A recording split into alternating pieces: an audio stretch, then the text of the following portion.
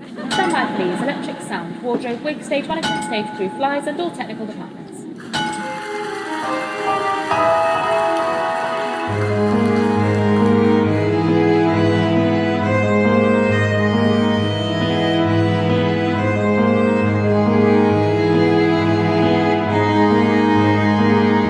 Welcome to Leave the Ghost Light On.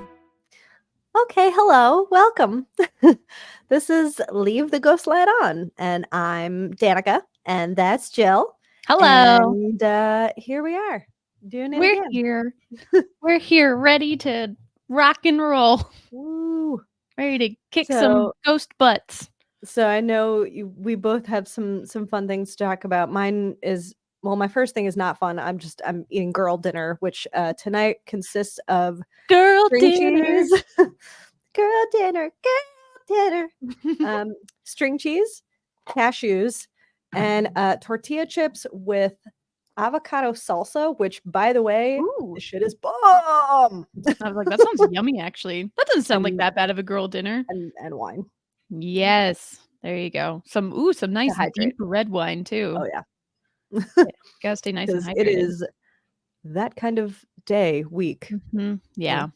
And yeah. much wine is called for because I ran out of gin. No. So I've But moved on. Why is the gin gone? Because I fucking drank it. Oh man. What's new with you? So I can't even say it without laughing. I have figured out how to achieve peak happiness. So I'm on day shift, which means that I can we kind of all do our own things and we're just repairing stuff and whatnot. So it means that I can kind of walk around with like one headphone in, and usually I will either listen to music or podcasts or whatever.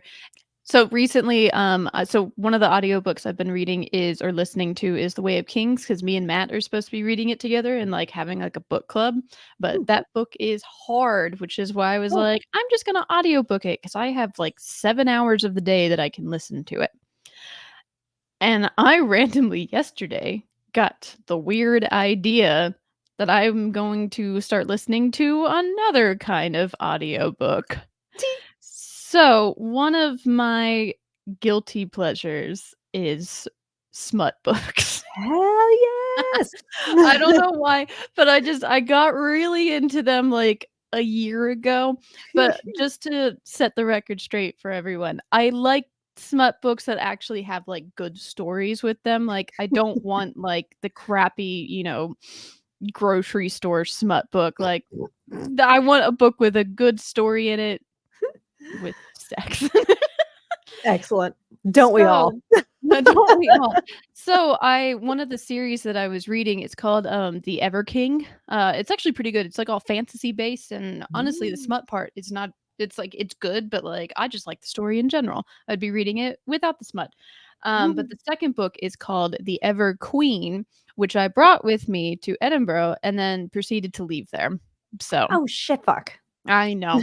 That's all right. I think it slipped under the couch or something like that. But anyway, left it there. And I was like, man, I really want to read that, but I don't want to buy it again. Let's see if they have an audiobook. And they sure do. Yes. And the best part about this audiobook is because like smut audiobooks, I didn't think were going to be a thing, and it is that, so this is a book where it'll have like one chapter is the girl, one chapter is the boy. Ooh. And they have a girl voice actor and a boy voice actor. Hell yeah.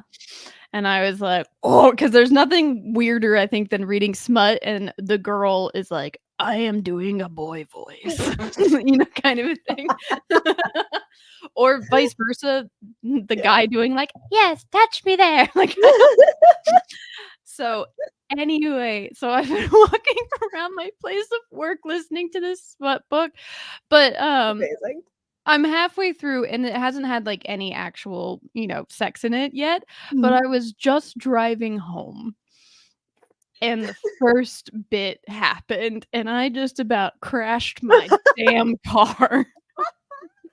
Because not to get like too crazy with it, but essentially like the first chapter of the sex is narrated by the girl, so it's just her, and you're like, okay, la la la, and then it like ends, and I was like, oh my god, oh my god, oh my god, please let the next chapter be the man. And as soon as he started, and this guy's got like a deep, gravelly British accent, I literally like screamed at the top of my lungs. Oh my god. Way too good. Also, everybody, this was like 20 minutes ago. So you're still riding that high. Woo! It's hot Is it in a here. little warm over there? Yeah, I'm gonna send you a clip of it because Yes, I'm not gonna lie. It's a lot of it. I'm not gonna like go into detail about this random voice actor, but his voice is I know. I'm really doing some curious about who it stuff. is.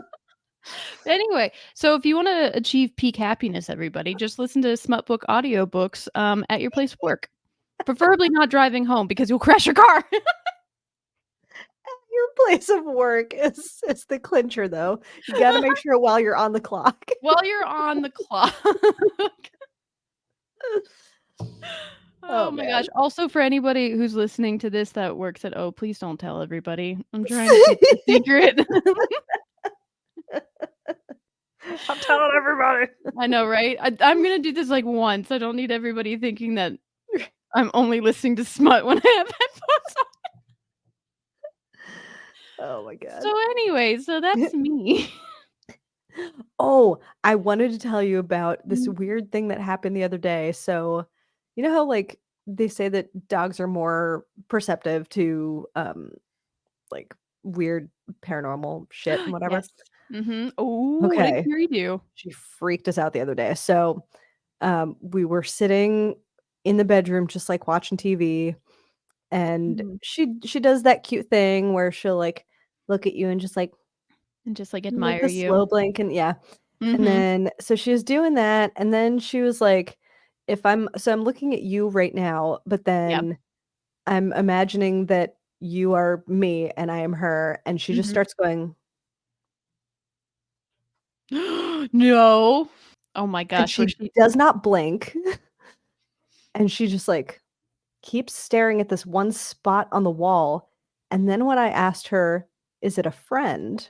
She was like, She's just staring at the she wall was and just looks so scared. confused. And then Ooh, okay. I asked her, so normally when you ask Kiri if she wants to say hi to somebody, she is like jumping around and Mhm. she's got wiggle butt Yeah. fever and she is just like the happiest little thing. I asked her, "Do you want to go say hi?" And she started barking at that spot. Oh, you And got a ghost, girl. I was like, I Eek. Josh got chills on his arm. I That does not happen. Was Like, it at this apartment that you're at right now? yes, Oh my gosh. it Well, was in my fucking bedroom. good thing you're moving. Mhm. So, but until then, maybe get out a Ouija board and see what's up. Nope. Sage. Sage only. We're not dealing with that shit. Sage. No. No, no, no. We're Mhm. just gonna ignore it for the next week, and that's it. Okay. That sounds fair. Yeah. That's been one of my like weird fears is that like, we're both like we're not horrible skeptics, but it's more of like I haven't had a lot happen to me, so but Mhm. I also don't want to open the door to things Right. to be like, I'm going to show Right. you that we're real. And I'm not Right. going to lie, I keep having those thoughts of like, by us doing this, are we Don't say it. opening the No, no, no, nope, door? nope, nope, nope. You know what I mean? Ugh, So, ugh. now it starts with you. La la la. I'm Let's just gonna name eat him some Frank. cashews. We're I'm gonna not gonna name think him about it. Frank. Mm. Mm-mm. Oh my. Well, shall we get into our stories now? Yes. I believe you, madam, have the tragedy. Oh, do I? Oh my gosh. Oh, do I? I know what you're Okay. I know what you're doing just by title only. I don't Mhm. actually know what happened. So, Okay. I'm very excited to hear about this. So let me start off by saying I mentioned this briefly, I believe when we were talking about uh Edwin Booth Mm, and John Wilkes Booth. yes. Um Or I don't know. I mentioned it briefly during something or other the fuck that I was talking about. So today I'm going to be talking about the Astor Place riots. The Astor Place Opera House, a little bit of history first, obviously.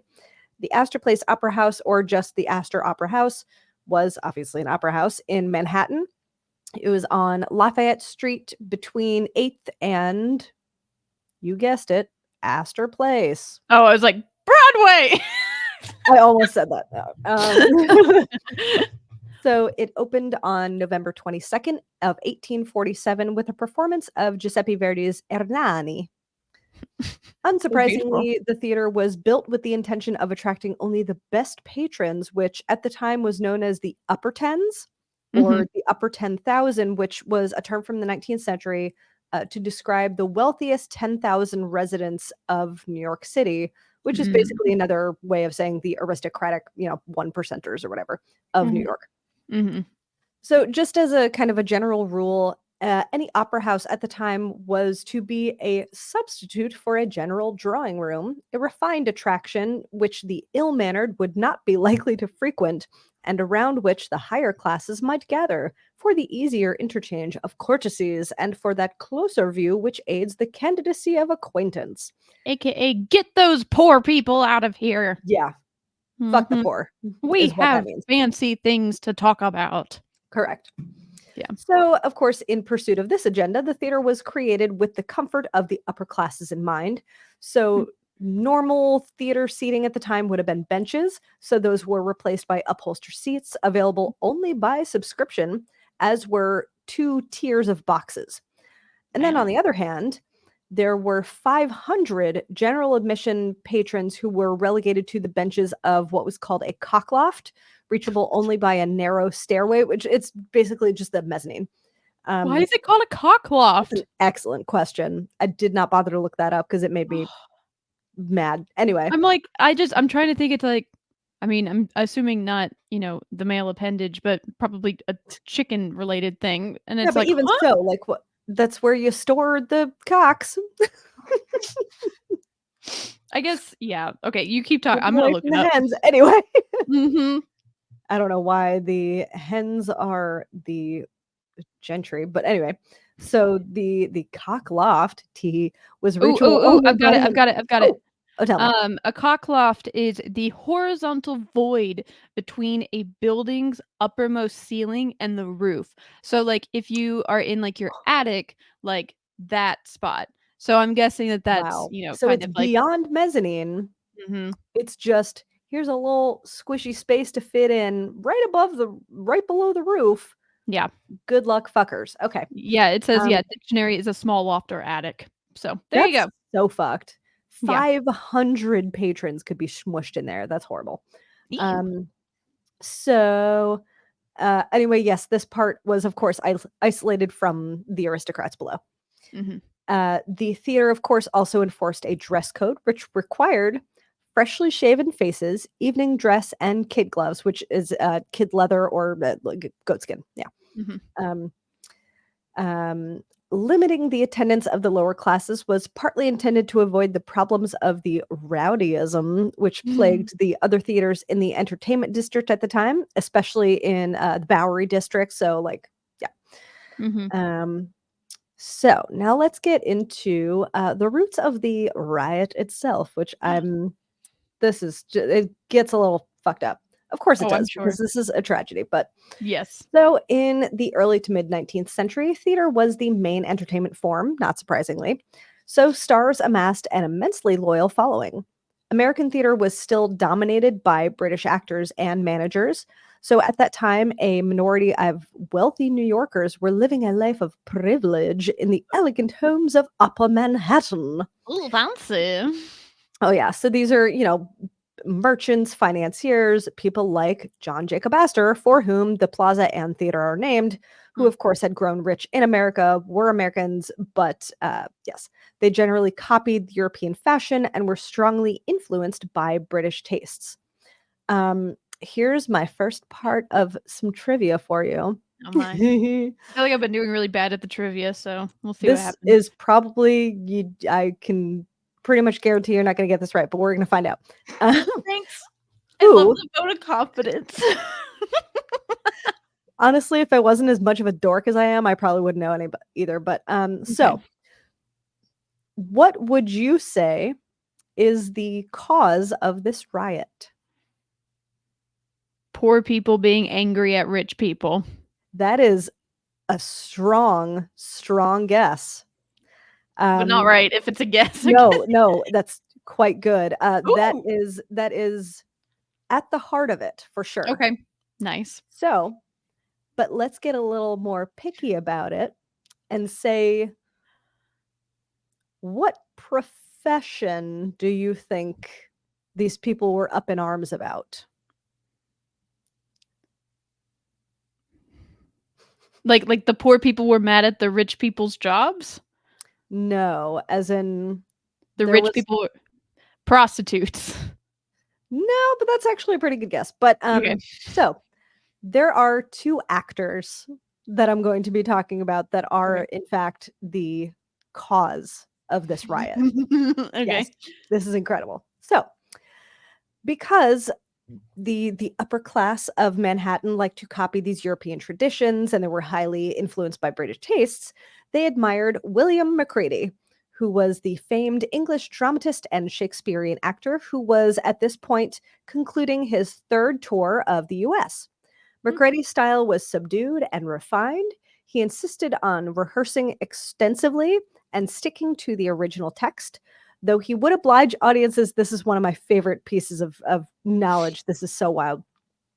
He would oblige audiences if they demanded an encore of his death scene, earning him the name Die Again Macready. Oh my gosh, so he'd literally just go He out would there and just be like, die "I will again. die again." Where's the what? Like what? I would like it to Who? be like, imagine he just does like a really good job and they're like, "Yeah," and he's like, "I'll die for you again." They're like, "No, can you instead just sing that one opera Could song that we liked?" could you actually just fuck off because your character's dead No, I and you're know, gonna yeah. ruin the story if you re-die? Mhm. What? Anyway, Oh my. on the other hand, we have Edwin Forrest, who had begun his career among the people in lower Manhattan, so Bowery area. Mhm. Most of the New Yorkers in that area, of course, were poor, and a large number were immigrants, and Forrest had come to exemplify the quote unquote American approach to Shakespearean acting. So, compared to Macready, Forrest was loud and energetic, and he overwhelmed audiences with his passionate physical performances, as opposed to Macready, who was subdued and refined. Refined. So, Mhm. among their supporters, the dispute reflected a growing split in the American public. Forrest was the hero of the working man and the lower classes, and Macready was praised by wealthy Americans and literary opinion leaders. Oh my gosh, I would like to see their Woo! I would like to see their paychecks. Uh, And be like, "Are you uh. really getting paid that much more Right. than each No, other? they're not Come at on, all. guys." They're not at all. The champions of Forrest are, of course, working class Americans. They think of themselves as strongly patriotic. They are, in a way, refighting the Revolutionary War. That's So, dramatic. yes, quite. Oh, it gets so dramatic. Don't worry. These McCready, are I theater like this. people, Yeah, right. so what can you expect? We're a bit dramatic. Yeah. I really like this phrase. McCready seems to be the pet of princes, as he is called in the propaganda, and they denounce Miss McCready as a symbol of aristocratic oppression, which I'll be honest, I get it. Like, especially now. Oh, Yeah, I get it. yeah. So, here's where we insert that part of Hadestown with his kiss. The riot starts. Mhm. Yeah. But you ready for a riot? I'm ready for a riot. Wah, So, wah, wah, wah, wah, wah. ba, ba, ba, ba, ba, ba, ba. Anywho, so on May 7th, 1849, McCready and Forrest were set to play Hamlet on different stages in the city. Forrest supporters showed up to McCready's production and pelted him with coins and eggs, forcing the show to end. Oh, I mean, with the coins, like, it's money, but still, But then, ouch. ow, yeah. Yeah, that would hurt. And then May 10th, so 3 days later, McCready was scheduled to play the Scottish king. This is okay, really, really quick. This is what I thought. I wasn't going to interject because I didn't want to accidentally mess it up, but that's where you mentioned it was. That's got to be it. I Yeah, it do was not like have a brain, and sometimes when I do, it is that of a goldfish. So that makes sense that I would not remember that. No, you have big brain. Like your big brains. But yeah, Anyway. you talked about it in the Macbeth curse. Okay, good. So, Episode 5, everyone. hello. So on May 10th, McCready was scheduled to play Macbeth at the Astor Place Theater. The 7th and 8th militia regiments were called and stationed nearby with police posted inside because they already knew what had happened 3 days before. And they're like, listen, we're not going to let people just hit you with eggs and shit, so we're just nice going of to. them. Right. Isn't that so Yeah. sweet? You guys not. So the group, of course, of Forest's supporters were intent on starting a demonstration, and they printed a poster, and I have an image of this poster. So I'm going to share my screen so that you can actually see this. Right there. Okay. So nice. For people listening, this is a poster that says, "Working men, shall Americans or English rule in this city? The crew of the British steamer have threatened all Americans who shall dare to express their opinions this night at the English Aristocratic Opera House." So what they're saying here is the crew of the British steamer, as in the militia and the regiments that have been stationed, have threatened everyone that if they express their opinions, that they will be harmed. And they're calling the Astor Place, they're calling it the English Aristocratic Opera House. We advocate no violence, but a free expression of opinion to all public men.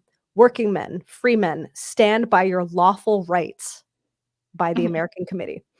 So, oh my gosh. Okay, now you can stop sharing. So that is the actual poster that they were putting up to be like, hey, we ain't trying to be shitty about this. We literally just want to be like, here, peaceful protest. I'm putting up these posters. Please do not hurt us. We're trying to say, hey, we'd really prefer that this guy not perform. Yeah. And they were like, actually, fuck you guys. So, of course, then what happens?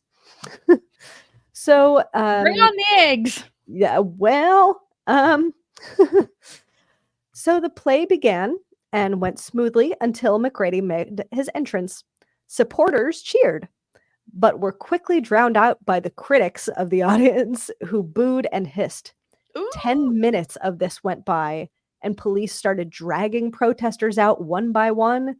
But those inside didn't realize that a group had amassed outside the theater, numbered. You want to guess how many people had been amassed outside this theater? 1,400. 10,000. Whoa! I thought that my number was going to go way too high. 10,000 people felt this strongly. Wow. Yes. It's amazing they what got real posters. hyped about I was like, the oh, it's theater. amazing what posters and propaganda will do for you. That's fucking right. Oh, hi, baby. Thank you. She's sleeping under my feet now. Very sweet. So, with that, stones began striking the windows. Glass breaks and pavers hit the lobby floor. The play was somehow able to conclude, and audience members were able to leave.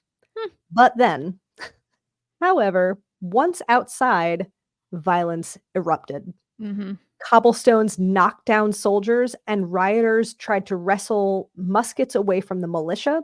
Soon after, unsurprisingly, like they always want to do, the militia opened fire on the crowd. Not once, but 4 times. Jeez. 4. Yeah. For a peaceful protest. I mean, it's always one of those of like who literally threw the first stone, whatever. First stone, yeah. But how does that make it okay to open fire on a crowd, and the majority of those people being the people that had just left the theater that were his supporters? Like, how do you, what? Some things never change. Damn right. So there is not a definitive count of those killed due to many people being taken to hospitals, hotels, or elsewhere for treatment. But the estimate, excuse me, The best estimate is that between 22 and 31 people were killed, and Wow. somewhere between 120 and 250 more were injured. So we have Whoa. no definitive count on any of these. Mhm. It's all just Wow. Yeah. Um, funny enough, McCready was able to disguise himself and slip out of the crowds, never appearing in American theater again. What a bitch. Yeah. No, I'm kidding. Forrest, however, was not even present during the riot itself, Hmm. and he continued to act for large crowds for a while later. However, the riot marked a turning point in the fortunes of the city. Over the next 10 years, the reformers worked to build better public schools and improve sanitation. And Interesting. then people had access to free higher education. Did not happen before that. So that is the Astor Place riot, the very obvious class war of 1849 in New York, stoked by the popularity of rival actors. Woo! The damn Macbeth curse Right? strikes Isn't that again. fucking weird? Wait, That so it is didn't happen during Hamlet, but it did happen during Macbeth. Like I just Mhm. find that, yeah. Yeah, that's wild. interesting. Is that theater still there or is it gone? Yes. Ooh, we should go see that. Go It's see where at that riot took place. 434 Lafayette Street in NoHo. You said in NoHo? NoHo, yeah. It's not As Soho? opposed to Soho, yeah. Oh, are there two different ones? I didn't know. Oh, yeah, Northern, Oh. as opposed Oh. to Southern. Yeah. Oh, I don't Yeah. know. Whenever I go to New York, I'm always just on Times Square, so I don't know anything about the city. So that was so cool, though. That was so Yeah. interesting. Yeah, wild that they Mhm. amassed 10,000 people. I know. Yeah, no, it's so wild. I would like to think that a lot of those people were probably just, like, the rubberneckers of, like, "What are you guys all doing Very here?" well could be, there's who's to say? I know, right? Or if it was really, like, 10,000 people, like, one by one saw that poster and were like, Like, "Hell yeah, yeah. yeah, fuck I the wanna British. yeah, this is ridiculous. Where are we going?" Wait, huh? He's on stage? Oh, man, yes. Which does remind me, this is not a tragedy. We probably won't even tell this story, but it is, for anyone interested. It actually Mhm. does kinda remind me of The Cradle Will Rock, and for anyone who knows about the story of that, there is an excellent movie version of Oh, I the don't know it. story behind the play and behind what happened. Um, Highly recommend, check it out. That's Nice. all. Well then, Your are we turn. are we ready for spooky ooky ooky It's spooky, time? ooky time. It's spooky, ooky time. It's Well, my new so song. I we just have a wrote that. nice Huh? It's my Yes. new song. I just wrote that. You're welcome. Oh, for sure. We're putting it in forever now. Um, okay, so this is kind of fun. I like it when this happens. But my theater also is in New York, New York. where lots of theaters are there. Excellent. Perfect. Yep. Thank you. We're both really good singers. Um, okay, so my story is taking us to the Richard Rodgers Theater on Yay! 46th Street on 8th Woo! and Broadway. Woo, woo, woo. So, it is one of those right in the heart of, Broadway theaters, and just to get it out of the way, Hold on. Danica, do you know what show is there?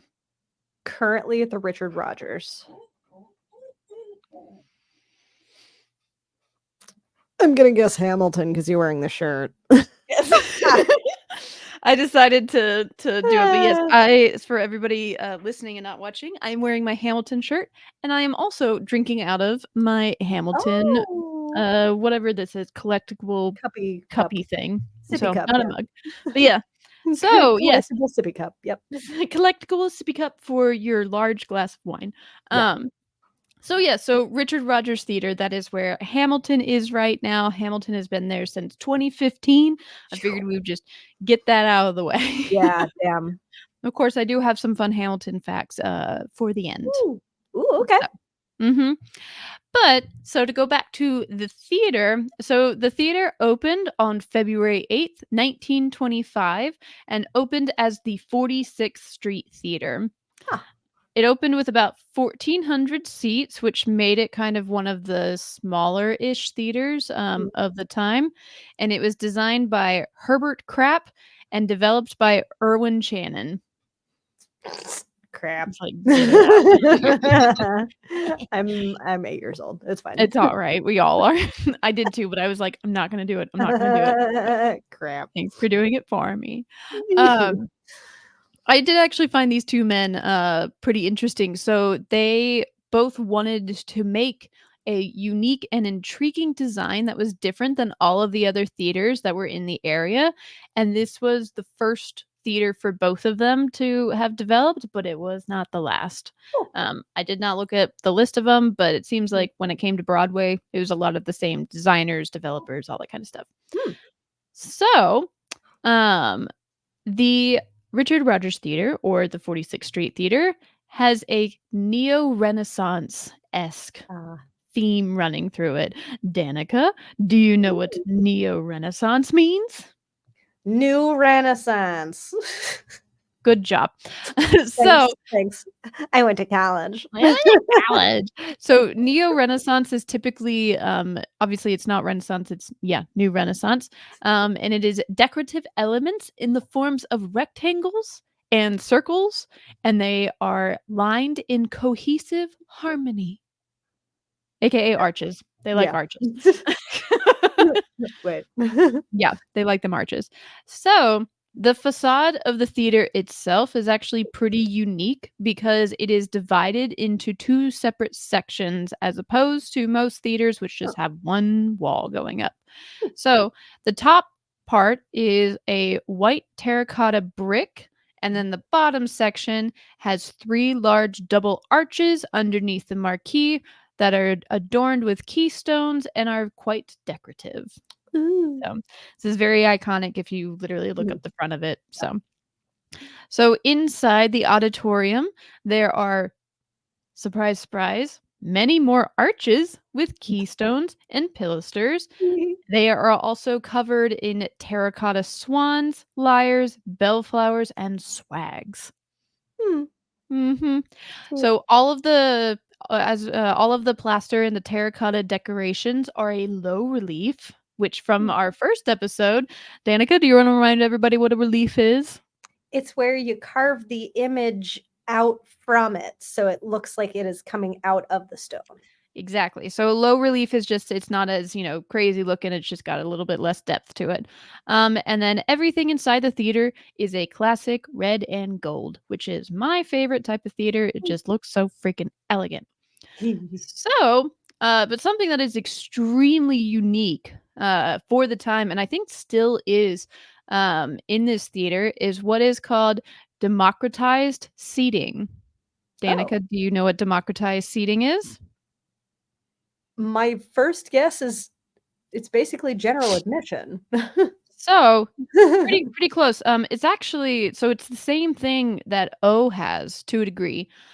So basically it is steep stadium seating in the orchestra, and rather than having like multiple mezzanines, the first mezzanine is just a continuation of the orchestra. Oh, okay. Yeah. Sure. Yeah, so O has this too, where essentially every single audience member, every single patron will enter through the same doors and same general admission. It's just a matter of whether you walk up or you walk down. So, and same thing, that's how O is everybody. I mean, O is huge, so we do have a lot more. We have 2 mezzanines as well. But yeah, when you walk in, there's orchestra seating down, and then there's orchestra seating up. So that's pretty cool. So Irwin, this was something that he specifically wanted because he recalled in his earlier days being humiliated in his theater experience by having to go through a separate door whenever he bought a cheaper or affordable ticket. So he did not want to do that.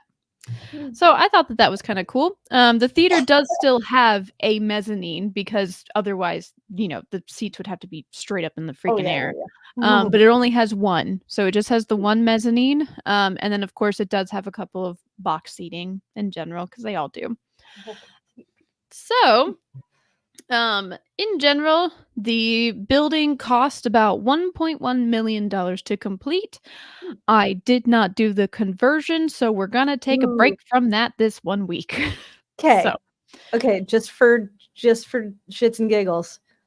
1 million, right? mhm, In 1920 25. 5 Mhm. million in 1925 is I'm gonna say like 85 million. Well, you know what? Now that you're doing it, I'm gonna look it I'm just up. guessing. I'm just guessing. No. So I'm looking it up. Okay, Okay, what did you say? 85 million. 85 million. That feels very high. Okay, I haven't typed it in yet. I'm gonna guess I'm gonna guess way less than that. I'm gonna say like 15. Okay. So 1, 1, 0, 0, 0, 0. We're both wrong. Oh. You are horribly wrong though. Oh. It's 20 million. Oh. Okay. Well, No, that's I'm what I kidding. say to that. Just We're still gonna get good at it. So I should have done it. I just completely forgot to. Mhm. So anyway, so $1.1 million, 1925, that's about 20 million nowadays. That's pretty equal to what most of the Broadway theaters are. So again, it opened February of 1925, and it opened with a silent comedy film actually called Is That So? Sure. Sure. Apparently they Yep. were really dishing out some zingers back in the day. Oh yeah. However, though, it did eventually open with the Greenwich Follies, which was its first stage performance. So, Hmm. surprisingly, this is one of the few theaters. I'm gonna. I wonder if this is a correction. Is it the Greenwich Oh, it's the Greenwich. Follies? Why does it look like Greenwich? Because that's how it's spelled. Shit, I'm just stupid. Yep. Listen, things should be spelled how they're Yeah, pronounced, like, and that's Greenwich. just the end of it. Yeah. Why Anyway. is there a W? Is it called a? I was about to say a sandwich, but yeah, it is. A sandwich. Yes. No, Anyway, it's not. yeah. So I was actually super surprised by this. So doing all of my research, and obviously we've done a couple of Broadway theaters. The Depression is usually something that we see a lot of theaters go through, and go through like lots of, disrepair, falling Yeah. apart, or they turn into, film houses, stuff like that. They all just kind Corn of do it. houses, yeah. Whorehouses. They all kind of do what they need to do to survive. And that's not even just on Broadway, that's all around the US. Yeah. This theater did not go through that. Oh, This theater actually did extremely well. why did they get So, spared? What the hell? I have no idea. It just the Hmm. people who were in charge of it were just I don't know if they just knew what they were doing or if it was like the one theater that was just stayed afloat. Wow. Um But so this Good for 'em. theater was sold and renamed and loaned out a couple of times, but it never folded and it never closed its doors. So some of the shows that opened during these formidable years were Follow Through, Top Speed, Happy Landing, You Said It, She Loves Me Not, and Anything Goes. Anything goes. Oh. Yeah. So Huh. that list is all the way between the 30s and the 50s. Yeah, wow. Yeah. So this theater was actually so successful in 1943 that they were even able to put on charity performances, raising over $100,000 for the U.S. Army. Holy crap.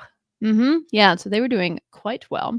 Damn. Um, so some of the other very, very big shows to go through this place, again, kind of like through all of these turmoil years when most of these other theaters are shut down or the poor New Amsterdam has a giant hole in it. So some of those are Guys and Dolls in 1950, Damn Yankees in 1955, New Girl in Town in 1957, Redhead in 1959, How to Succeed in Business Without Really Trying in 1961, and 1776 and 1968. Jesus. Can't Wow. believe I did that. Woo.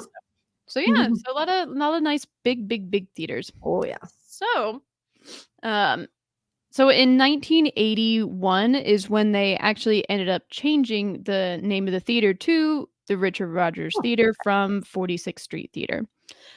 Do you know who Richard Rodgers is? If you do know. Yes. I was gonna say, don't composer. say it. I'll go through it all. No, you're fine. I just want to know if you know who he Yes. was. So, Yes. okay. So Richard Rodgers was a very famous composer. He has over 43 musicals and 900 songs to his credit. Sounds right. Yep. I thought this was super cool. Richard Rodgers is the first person ever to win the EGOT. The first person ever. First person ever. So not for know that. everybody who doesn't know what an EGOT is, it's not literally one award. It's just a conglomeration of all four, which means that you won an Emmy, a Grammy, an Oscar, and a Tony. An EGOT. Did not know that. Yeah, he was the first one.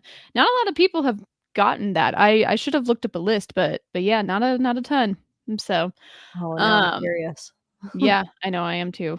Maybe we'll do a little Googling Side in a note. little bit. So some of the famous things that he wrote, specifically in a collaboration with Hammerstein. Yeah. Hammerstein? Oscar Hammerstein, yeah. Hammerstein, okay. Yeah. Is I've heard it Oklahoma. both ways, but whatever. I've heard it both ways. But some of those are Oklahoma, South Pacific, The King and I, and The Sound of Music. He also co-did Do I Hear a Waltz in the Richard Rodgers Theater with Sondheim.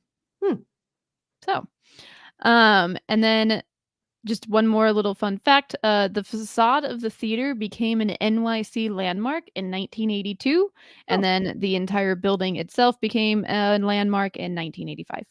Nice. Which there's a lot of controversy involved in this, and maybe I'll deep dive into it one day. But essentially, it means that they're protected from being torn down ever. Yeah. So I'm looking up the EGOT winners. Fun fact: Richard Rodgers is one of only 2 people to actually have a PGOT, which also includes the Pulitzer Prize. What a freaking guy! Yes. Oh, is that was that your question? Yes. That's the one thing that I was going to mention is the Pulitzer. So the reason that he won a Pulitzer, I love this, is because of a song that is from South Pacific, and the name of the song is "You've Got to Be Carefully Taught," and it's basically about the song is. It's a message against racism and fear and hate that is passed down through generations because of you have to be carefully taught to learn how to hate. So that's how he won the Pulitzer. For writing that song. Yeah. Nice. And really quick, so I just looked it up. There's only 19 EGOT winners. Ooh, shit. Or I keep saying winners. They're not winners. They, they just have it. But some of the big ones are Audrey Hepburn, Mel Brooks, Whoopi Goldberg, Andrew Lloyd Webber. Sorry, Sir Andrew Lloyd Webber. Alan Menken, Jennifer Hudson, Viola Davis, and then the most recent one is Sir Elton John. Viola fucking Davis. Yes. I know. I want to know what like I guess Emmy. No, yeah. Okay. I wonder what Grammy she won. I didn't know she was. Yeah. Like what she would have won for a Grammy. Audio book? Did she may have done her autobiography? Oh, I didn't know that you won Grammys for audiobooks. Oh yeah. I wonder if the Everqueen will win one. That's a smut book. That's called a callback. So anyway, okay, so moving on from EGOT winners and all of their awesomeness and all that kind of stuff. So just a little bit more history of the theater. So there was honestly oh my god, I just have to mention real quick. I'm so sorry. Yes, what did I was right. You were right about what? Viola Davis won a Grammy for the narration of her memoir. Oh, nice. Good for her. Yeah. Nice. That's awesome. I love her so much. Yeah, she's super cool. Anyway, sorry, go on. I'm done. Yeah, no, I would love to be able to see her in something. So my friend painted at the Public Theater when she was who was she there? Was she Hamlet? She did something where she played one of the like big historic characters in one of the Shakespeare plays that's typically a male. So anyway. So, okay, so a little bit more history of the theater, just a couple of little more things.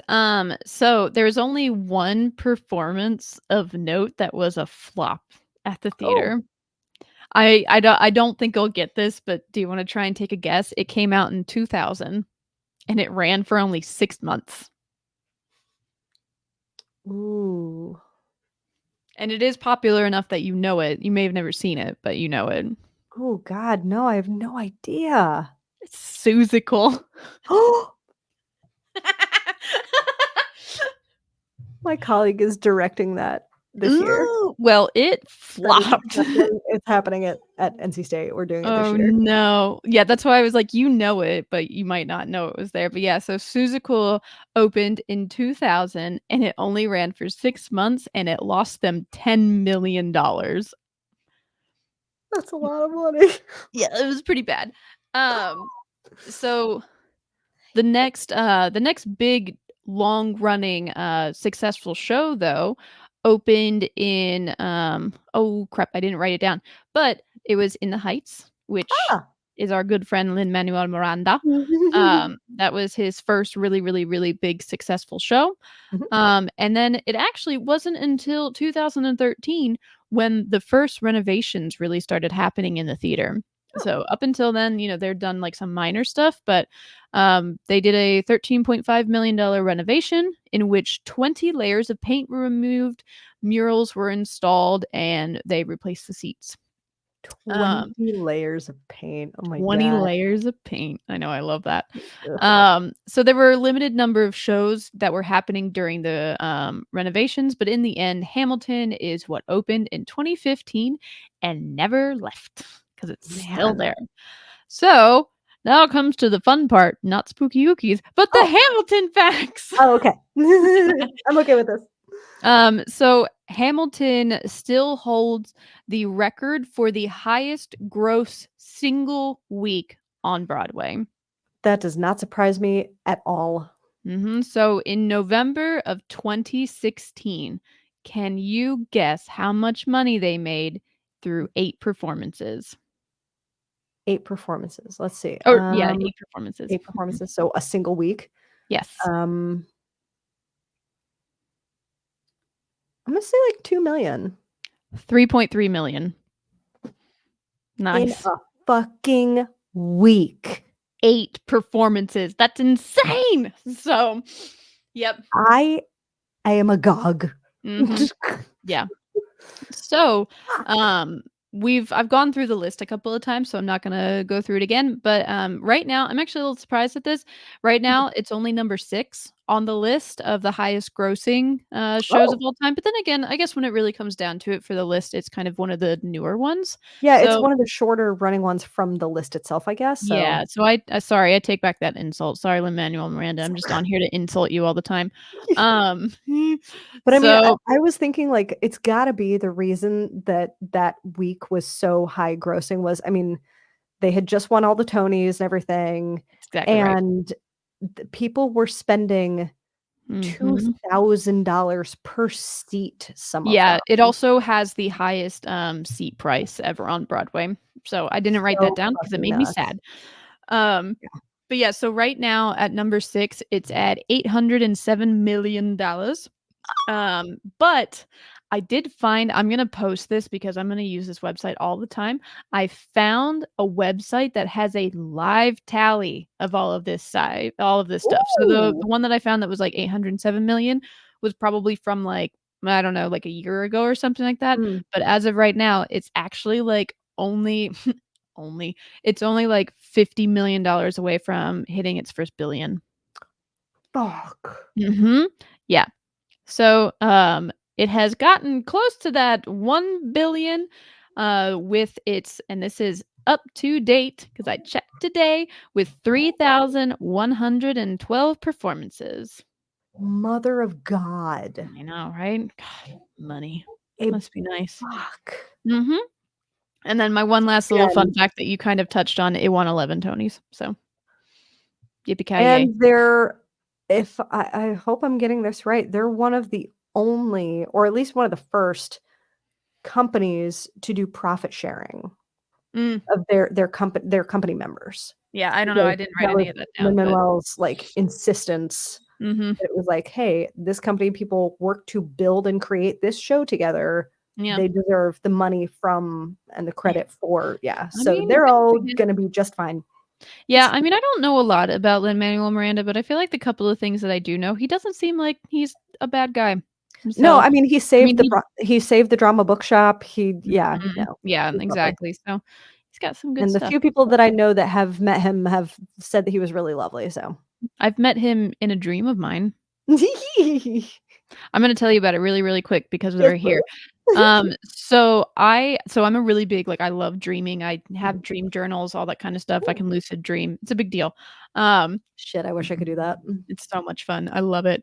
But a couple of years ago, I had this dream where I was in, like, a dance hall or something like that, like, about to take a dance class, and I remember I was, like, sitting on the ground, like, lacing up my shoes or whatever, or lacing up my ballet slippers, and Lin-Manuel Miranda walked in and, like, sat down next to me, and we both just were, like, looking at each other, and then we both kind of said the same thing where it was like, "Is this a dream?" And he was like, "This is a dream." And I was like, "You're asleep right now?" And he was like, "Yeah, I'm asleep right now." And then we proceeded to have, like, a good, nice, long conversation about, like, our lives and who we are as people, and then we danced together. And so now I'm like, I wanna meet him so that he can be like, "We shared a dream once, didn't we?" That listen, can I that I Jesus God, that would be Mhm. so fucking cool. Yep. Oh, yeah, and some of the I people love who to think listen of to this. that idea of, like, that people can share dreams like that. Oh, yeah. No, I love all of that kinda stuff, like astral projecting and all that crazy. I'll get into it one day. But, Ah, some of the people who listen to this can verify that story from when it happened, like, 4 or 5 years ago, because it happened while I was at Utah Shakespeare Festival, and I oh, immediately nice. came in and told everybody about it. That's amazing. I So, would. I Shit. gotta meet him now just for that. So, but speaking of astral projection and dreaming and all that kinda stuff, it's time for spooky, ooky, paranormal time. So, the reason we're all here. Yeah. So, this place has got a pretty decent amount of ghosts and it has a pretty good activity happening at it. Woo. Although the origin of most of the ghosts in this theater aren't known, they are far from not present. So, most of the stories have taken place during In the Heights and then have also continued on into Hamilton to this day. So one staff member witnessed a door fully opening and closing with no one entering or exiting the theater during a full company meeting in the house. Ah, hmm ah. There has been enough paranormal experiences that Jimmy, a doorman, arms himself with a baseball bat. Whoa, dude. Mhm. Yeah, so this building has got a lot of people, or a lot of ghosts that like tapping on shoulders and blowing on ears and opening and closing doors and all that fun stuff. After I have a hours. question for Jimmy. I know, what's a baseball What bat gonna is do? that gonna Make do? you feel better, I guess. Who knows? I Sure. guess maybe just in case. Maybe Jimmy doesn't believe in paranormal. Um, so after hours, staff members have heard bizarre howling noises. Ooh. They have also witnessed all of the chandeliers moving and swaying. Whoa. Yeah, I like that Yikes. one. And then they also hear the sound of people walking around when the theater is empty. Woo. That's always So fun. I know, I hate that one. If I nope, that's one where I'm out. I can't do that. The So walking, I'm cool with the, like, hearing walking around. The mm-mm, running uh-uh, would neither, no. because walking leads to running. Neither. I want neither. Not necessarily, not necessarily. I'm gonna counter that with, very few times have I ever decided that I would run. So if I Okay, fine. when I become a ghost, there will be no running. There will be no running. There will be floating or there will be nothing. That's correct. Oh, man. So one specific, account of an actual apparition is of a small boy. So there have been quite a few people who have witnessed a small child running around backstage when there are no children in the production. Weird. Um the movements of the apparition are very childlike, and the apparition is quite short, and people typically notice it has off-putting nature and likes to run around. I would love to know what they mean by off-putting nature. Just I don't know, it's everything they do is off-putting nature. There you go, that's the face. I'm gonna maybe butcher this name, I'm not quite sure. Louis Salgado? Actually, that may have been right. Louis Salgado, who was an ensemble member of In the Heights, actually personally recalls seeing the small child run off the stage during one of their performances. Ah. Ah. Ah. Yeah. So the next one, so these are the most notable ghost apparitions in the theater, and they are called the Red Ladies. Oh, yeah. This is gonna be me and you. Oh my god, yes. So these ladies are ghostly like apparitions that can often be seen sitting up in the box seats all together after a performance. Apparently, there's usually between 2 and 4 of them, and they all have bright red hair. Oh, That's why they're cool. called the Red Ladies. Huh. They also apparently like to leave behind red lipstick smudges on the mirrors. Whoa. This is both in the dressing rooms as well as the patron restrooms after the facility's cleaning crew has come through and cleaned everything. Holy shit, yikes. I love that. Just, mwah, Whoa. just a nice little kiss. Yeah. That's what they're doing. So in 2010, Blanca Camacho, we're going with that. Another ensemble member wrote, there were reappearing red lipstick smudges all in the ladies' room. They would get cleaned and wiped off, but inevitably would always return. What the Stall hell? doors would open by themselves. Dressing rooms would always have strange sounds, and things would spontaneously fall off of shelves. No, I don't like that. Oh, thank you, baby. Yee. And then again, there have been multiple occurrences by the cleaning crew, security staff, as well as late night rehearsals where multiple redheads sit in specifically box B late night Huh, after a show or a rehearsal. weird. And then last but not least, this is kind of sad, kind of cute. Cast member Tony, I'm not going to try your last name, has twice felt the presence of his mother in the Oh, theater, who was an actress and is also a fellow redhead. oh my god, that's so sweet. Yeah. Okay, I love that. I do love that a lot. I know, I think that's so cute. But yeah, so the Red Ladies are the most notorious, most notable, Oh, specific apparitions that are that's seen. awesome. So for the most part, they are quite calm, but they like kissing mirrors. What Ooh. else are you gonna do? So yeah. But yeah, that is the story of the Richard Rodgers Theater, Yay! home to Hamilton, and once Woo. again, another Broadway theater that we have not been in. God damn it.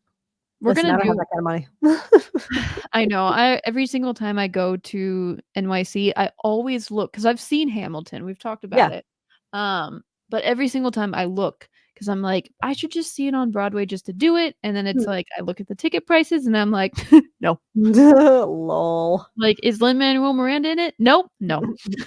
No, listen, my thing is Leslie Odom Jr. in it? Oh, Or that's is true. David Diggs in it? Because if neither of them are in it, Yeah. no, thank you. That actually is very true. I couldn't remember their names, but yeah, I would come back for those guys. Holy shit. Yes. Holy Mhm. shit. Leslie's got a nice voice. That's Such part of nice. it. That's part of it. He's got a nice voice. He's got a nice face. Etc. Nom, nom, nom. And that's all she wrote. Oh man! But one day, before we go to New York, we'll have to do a New York show, or a New York Broadway theater that we've actually been in. So. Yeah.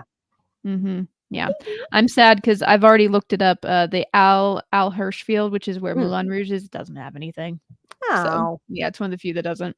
So, however, though, I will not tell you which one, but there is one that we have been to together that's on the list. So maybe I'll do Sweet. that one before we go. Sweet. Okay, yes. Mm-hmm. Awesome. Yeah. Woo! Well, cool. Oh, cool. Well, this I is did it. fun. Always fun stories. Way. I was about to say, I always want to say like, oh, not too sad, but it's like, yes, it is. Just talked about 30 Except for people all those, like, dying. 20 to 30 people dying by fucking militia fire. That's fine. Yeah. You know what though? This is good though, because this is why we wanted to do the tragedies first, Mhm. is because Yeah. then we end on a little bit of like a higher note. So Yeah. whereas like there's another podcast that I listen to where they have it flopped, where they do like the true crime second to where you just Oh. leave and you're like, Like, well, that's a bummer. well, that was fun. Oh, man. But yeah. Yeah, Well, woo! well, We did cool. it! We did it again. I don't know when we'll record again, but I'm guessing next time you'll probably be in the full swing of school. So We will find out. yeah. Fuck, Yep. man, that is so soon. Shit. I know. Time's a coming. I know. It's okay. I got my syllabus finished, so woo. Nice. Good job. I don't have a You're syllabus. doing work. I got smut. And so, well, cool. Well, I guess Yay. I will see you sometime soon. Yes, ma'am.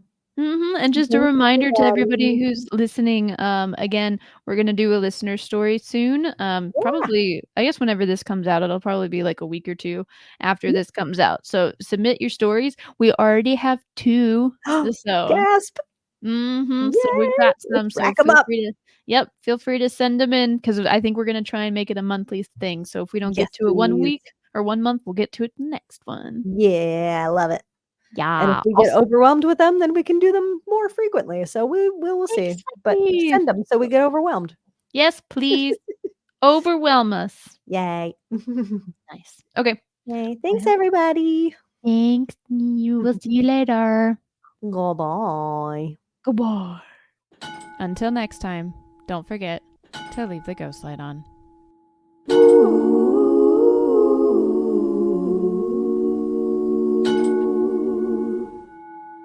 Thank you for joining us. Leave the Ghost Light On was created, hosted, and edited by Danica Jackson and Jill Horn. Musical composition created by Jay Nygaard. Follow us on Instagram, YouTube, Twitch, Spotify, and more.